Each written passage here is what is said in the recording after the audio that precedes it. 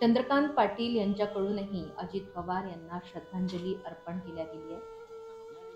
पुष्पचक्र अर्पण करून ही श्रद्धांजली केली जाते.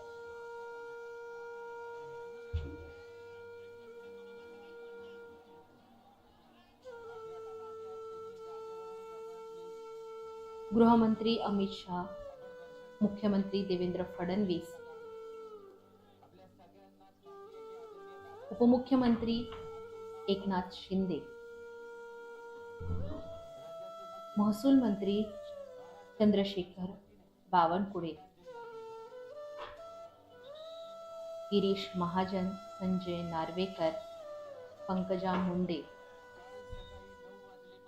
आदी मंत्रीगण आणि नेत्यांनी पुष्पचक्र अर्पण करून अजित पवार यांना शेवटचा निरोप दिलाय, त्यांचे शेवटचे दर्शन घेतले.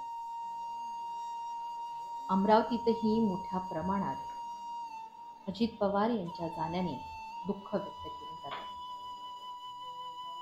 राष्ट्रवादी काँग्रेस पक्षाच्या कार्यालयात संपूर्ण कार्यकर्ते जमून त्यांना शेवटचा निरोप देण्यासाठी, शेवटचा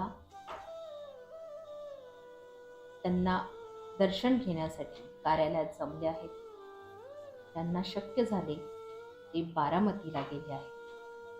आमदार सुलभा खोडके आणि आमदार संजय खोडके हे अजित पवार यांचे अत्यंत निकटवर्तीय, ते सुद्धा अजितदादा पवारांना शेवटचा निरोप देण्यासाठी बारामतीला गेले आहेत.